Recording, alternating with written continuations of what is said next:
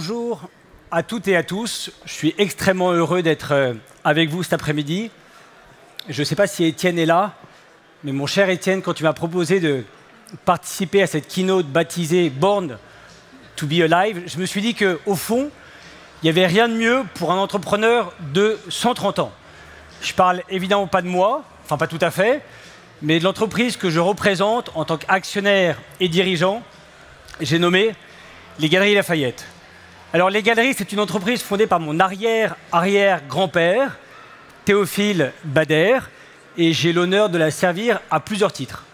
D'une part, en tant que membre du directoire et directeur exécutif images et communication, en tant que founder de Motier Ventures, qui est notre véhicule rattaché à notre holding familial qui porte nos investissements dans la tech, et en tant que président de Lafayette Anticipation, qui est notre fondation pour la création contemporaine. Cette histoire, notre histoire, on la partage avec plusieurs dizaines de millions de clients tous les jours à Paris et dans le monde. Et on l'a toujours écrite avec les innovateurs et les créateurs de notre temps. Et en dépit, au fond, de toutes les prédictions et de tous les soubresauts de l'histoire, on continue, un, à la développer, et deux, avec des projets de rupture, avec un seul et même actionnaire familial qui est guidé depuis 130 ans par la même vision. La même vision. La vision, c'est un mot qui, je sais, est à la mode, mais chez nous, au fond, la vision, elle a un sens assez prosaïque. Et je dirais, bien sûr, que, à la différence de ce qu'on peut entendre, qu'on la cultive, d'une part, qu'elle n'est pas simplement une projection vers l'avenir, mais un exercice au quotidien. Et on l'exerce en observant le monde qui nous entoure et en confiant à celles et à ceux qui sont les plus à même de capter le soin de nous accompagner dans une transformation permanente. Je parle évidemment des entrepreneurs et des créateurs, et c'est à eux que je ferai constamment référence avec vous. Alors, les Galeries Lafayette sont créées à la fin du XIXe siècle dans un contexte de progrès social, économique, politique, culturel sans équivalent. Nos grands magasins sont nés avec les grands boulevards, avec les cinémas, avec l'essor de l'industrie, la libéralisation bien sûr des mœurs, les ruptures de la modernité. Et lorsque Théophile Bader ouvre son marché de nouveautés au 1 rue Lafayette en 1994, il a au fond qu'une seule ambition, mettre à la portée du plus grand nombre ce que son époque, au fond, produit de meilleur. Son magasin doit être l'œil du changement. Un changement qui s'exprimera à travers l'art, à travers l'architecture, le design, la mode bien sûr, mais surtout à travers des choix de business contre-intuitifs pour l'époque qui parleront, je crois, à beaucoup d'entrepreneurs dans la salle. D'abord, un modèle opérationnel en parfaite rupture pour le commerce d'alors qui consacre l'entrée libre, les prix fixes et transparents, la rotation des stocks et la verticalisation de toute la chaîne de valeur. Ensuite, une mise à l'échelle extrêmement rapide. Il faut imaginer ce que pouvait être une scale-up au début du siècle et comment on passe d'une boutique de 70 mètres carrés d'exploitation à plus de 40 000 mètres carrés en quelques années seulement. Enfin, des innovations sociales qui verront les galeries mettre en place des caisses de retraite et de prévoyance dès 1909, ou mieux encore, une crèche d'entreprise pour les enfants du personnel dès 1919. Toutes ces avancées décrivent ce qui, au fond, obsède Théophile Bader et ceux qui viendront après lui. Créer, comme on dit aux Galeries Lafayette, c'est avoir vu le premier. Je crois que l'entrepreneur et l'artiste partagent cette capacité à voir ce que d'autres ne voient pas encore, ou ce qui est encore très circonscrit et qui pourrait être mis à la portée de tous.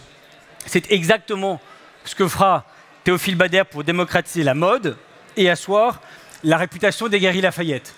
Il enverra ce qu'on pourrait appeler des Instagrammeurs de la belle époque, des stylistes aujourd'hui croquer les toilettes de ces élégantes, de ces dames, sur les champs de course, à l'opéra, et le week-end reproduire dans les ateliers de confection ces fameuses toilettes pour les rendre accessibles au plus grand nombre le lundi matin dans les rayons de son magasin. Il invente finalement un modèle qui sera repris 100 ans plus tard par Zara, sans pour autant qu'on puisse parler ni de fast fashion ou des dérives bien sûr qu'on lui connaît. Avec lui, les Galeries Lafayette deviennent une machine à voir et à prévoir. Et on a hérité, au fond, de cette obsession pour ce fameux quart d'heure d'avance. Au fond, notre bataille aujourd'hui comme hier, c'est celle de l'ère du temps. À quelle vitesse on sent les choses, à quelle vitesse on capte la prochaine tendance, à quelle vitesse on la met en rayon, bref, à quelle vitesse on s'adapte. Et ces questions, chaque génération a dû se les poser à la tête des Galeries Lafayette. Il y a une forme, je dirais, de darwinisme derrière notre longévité, et mon père, Philippe Pouzet, qui préside aujourd'hui notre groupe et qui a 50 ans d'expérience dans le retail, a l'habitude de rappeler, en empruntant la formule à Darwin, que ce n'est pas le plus fort de l'espèce ni le plus intelligent qui survit, mais c'est celui qui sait le mieux s'adapter au changement. Et de fait, 1000 fois, les analystes de tout poil ont déclaré la mort du grand magasin et scellé le destin des Galeries Lafayette.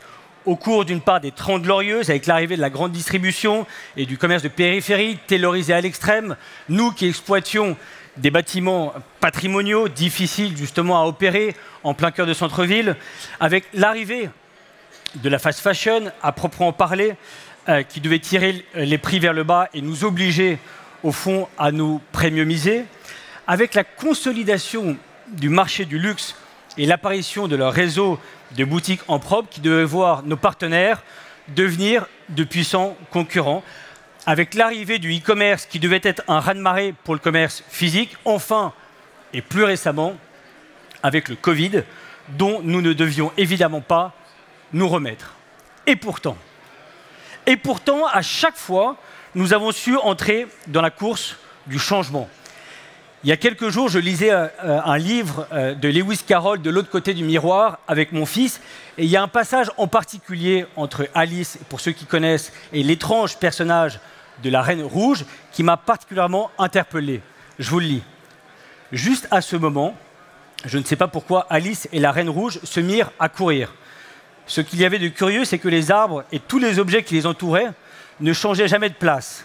Elles avaient beau aller vite, jamais elles ne passaient devant rien. Je me demande si les choses se déplacent en même temps que nous, pensait la pauvre Alice. Mais voyons, s'exclame-t-elle, je crois vraiment que nous n'avons pas bougé de sous cet arbre. Tout est exactement comme c'était. Bien sûr, répliqua la reine. Comment voudrais-tu que ce fût?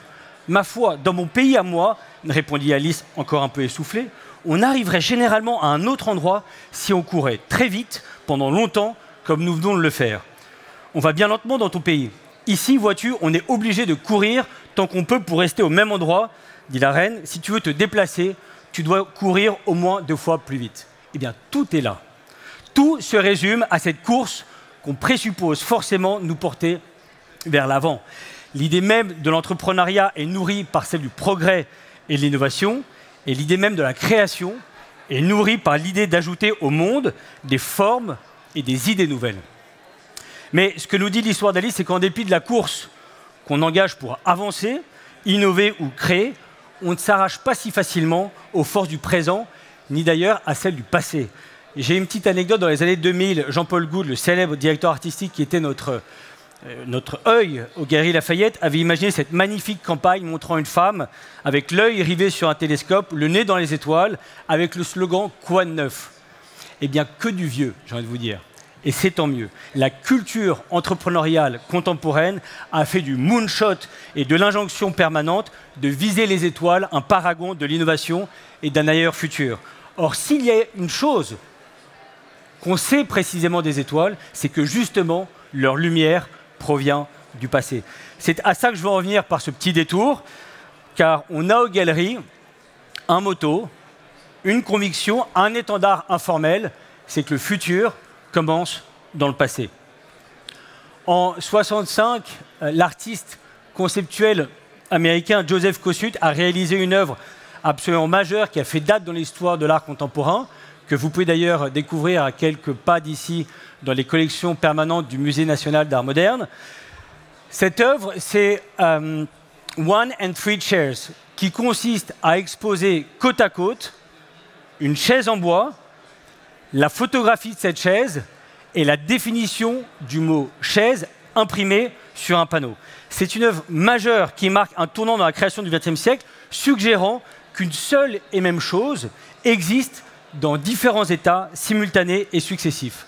Ce qui est intéressant avec Kossuth et l'art conceptuel en tant que tel, c'est que ça a été un bing bang dans la conception de l'art, mais que les bases ont été posées il y a plus de 2000 ans par la philosophie grecque. Avance rapide dans les années 2020, en passant par Kossuth, et on se retrouve exactement avec les mêmes débats autour des NFT. Une même idée s'est exprimée dans le temps de manière théorique, artistique, puis technologique. De fait, les idées se transforment, les formes se transforment, et les entreprises aussi, ou du moins, elles évoluent, comme je le disais plus tôt, au sens darwinien du terme. Moi qui suis né dans l'univers du commerce physique, j'ai souvent entendu dire que le grand magasin était finalement le premier dinosaure de la distribution. En effet, quand on regarde les chiffres, ça ressemble à une extinction de masse. La plupart des grands magasins anglo-saxons ont disparu au cours des 5 dernières années. Et si nous en sommes encore là, c'est parce que nous avons su commencer notre mue assez tôt pour devenir des caméléons. Oui, des caméléons, ça a été notre première évolution darwinienne. En voyant finalement émerger des nouvelles formes de concurrence, après-guerre, on a su prendre leurs facteurs clés de succès et intégrer à notre modèle, à savoir la capacité à discounter, à enrôler les marques, à les faire tourner, à spécialiser les assortiments, à rafraîchir la mode en cours de saison. Mais ça ne suffit plus. Et pour faire face au tsunami du digital, mon cher Marc, des caméléons, nous sommes devenus des dauphins. Oui, des dauphins. Ça, c'est notre deuxième évolution darwinienne très forte. Nous sommes convaincus que c'est en devenant et en opérant une transformation tant culturelle qu'économique pour être une entreprise furtive, agile, résiliente et je dirais même bienveillante que nous serons les grands gagnants de demain. Et cette transformation se manifeste de plusieurs manières. D'abord par ce qu'on appelle dans le jargon du commerce, au fond, l'omnicanalité, dans laquelle on a investi en rachetant notamment La Redoute, un autre dinosaure comme nous, qui a merveilleusement réussi sa métamorphose et qui apporte à l'ensemble de l'écosystème des Galeries Lafayette un maillon digital extrêmement robuste. Ensuite, par le développement à l'international, qui peut paraître contre-cyclique, mais qui connaît et qui continue de faire ses preuves, notamment en Asie. Enfin, et j'en reviens à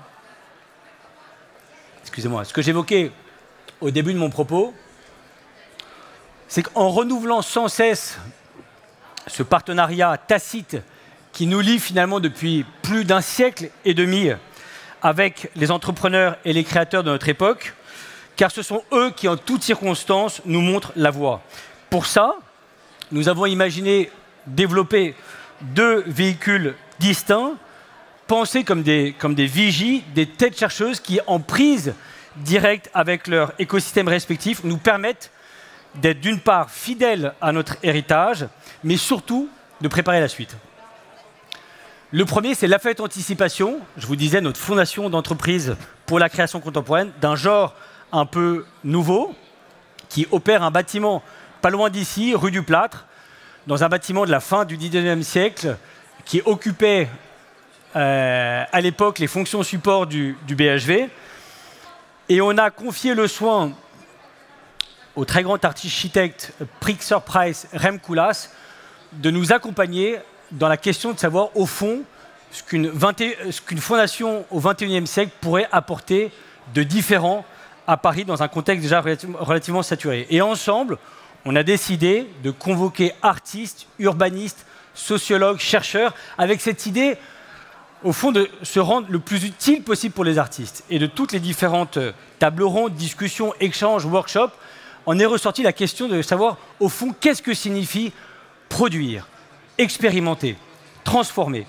Et donc, on a vraiment cherché, au fond, à non pas créer une énième boîte à bijoux pour collectionneurs mécènes, mais au contraire, saisir l'opportunité de créer une véritable boîte à outils pour donner la possibilité aux artistes et aux créateurs de s'exprimer sous un jour nouveau.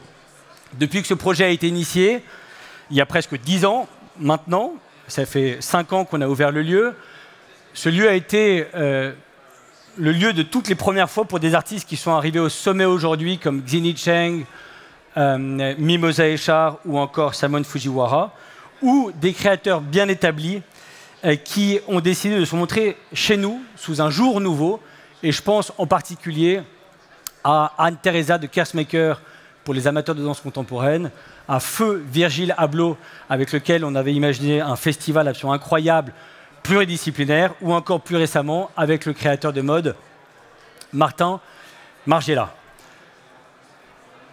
L'autre véhicule dont je parlais et qui contribue tout autant à notre transformation, c'est Motier Ventures, un véhicule qui porte le nom du Marquis de Lafayette et qui traduit in fine un goût certain pour l'aventure entrepreneuriale.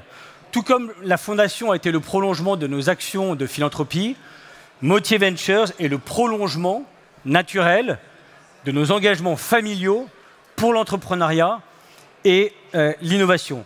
On a été au cours des dernières années, on ne sait pas forcément, des business angels relativement actifs, où nous avons accompagné notamment magnifiques boîtes entrepreneuriales comme Miracle, Alma ou encore Alan, entre autres. Mais nous voulions consolider finalement cette exploration et lui donner une ligne directrice.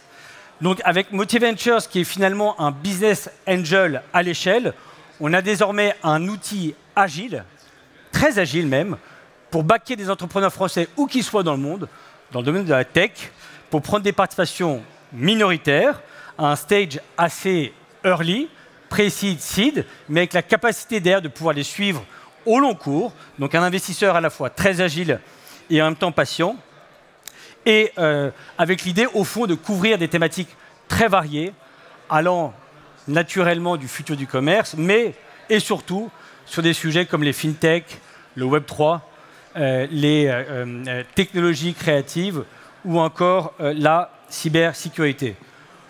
En près de 14 mois, donc c'est tout récent, on a screené plus de 2000 opportunités, on a réalisé pas moins d'une trentaine d'investissements et toutes les startups que nous accompagnons ont accès à notre Make-A-Wish Factory, cette machine à rendre des services, mon cher Nicolas, qui permet justement de pouvoir assurer une mise en relation immédiate avec l'ensemble de l'écosystème du groupe Galeries Lafayette, soit près de 500 Wish tickets ouverts et 90% exaucés en très très peu de temps. En fait, vous l'aurez compris, ce n'est pas tant au fond ce que les startups vont apporter au groupe ou encore moins à la famille, mais ce qu'on va réellement finalement pouvoir leur apporter. On fait ce pont, ce bridge avec l'économie réelle. Alors, pour finir, Motier Ventures comme Lafayette Anticipation partagent finalement le même ADN, fondé sur quelques-uns de nos propres credos entrepreneuriales, des équipes resserrées, de taille humaine, je dirais presque familiale, qui ont un track record et sont branchées en prise directe avec leur écosystème, une vision transformative à très long terme qui nous autorise à toujours aller chercher la face nord, quitte à devoir s'y reprendre à plusieurs reprises. Et enfin, la volonté de give back, de toujours créer de la valeur sans trahir ses valeurs. Voilà.